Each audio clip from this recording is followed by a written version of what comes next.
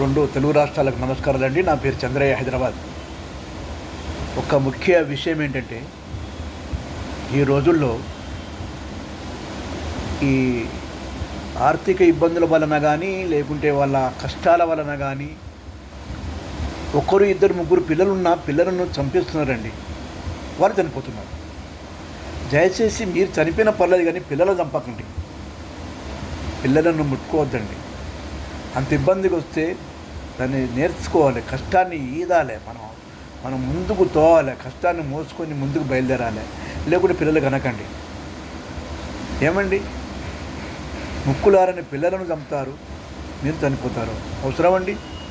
అంత అవసరం పడలేక, అంత ఇబ్బంది పడనక్కర్లేదు. దయచేసి అలాంటి పని చేయకండి. ఒక వార్త విన్నాను. ఒక ఆయన ఒక బండి రిపేర్ చేసుకొని మొత్తం ఒరాయిల్ ఒక బండి మొత్తం ఇంజన్ చేంజ్ చేసుకున్నాడు. ఆ మెకానిక్ ఏమన్నంటే బండి మొత్తం రాత్రంతా రన్నింగ్లో ఉండాలన్నాడు.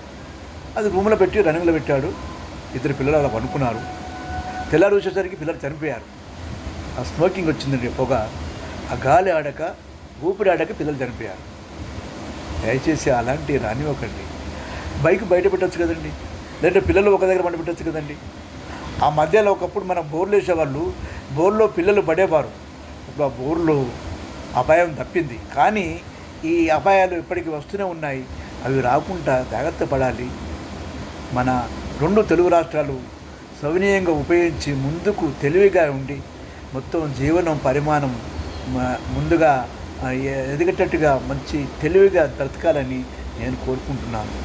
దయచేసి ఎవరిని పిల్లలను చంపవద్దు, మీరు చనిపోవద్దు. కనీసం ఆఖరికి మన తెలుగు రాష్ట్రాల్లో అడుక్కొని తిన్న మనకి ఇంత అన్నం దొరుకుతుందండి. వేరే రాష్ట్రాల్లో కానీ వేరే దేశంలో కాదు మన రాష్ట్రాలు. అన్నపూర్ణ రాష్ట్రాలు మనవి. ఎవరు అడిగినా 10 పైసలు ఇస్తారు, ఎవరు అడిగినా పుట్టిన అన్నం ఇస్తారు.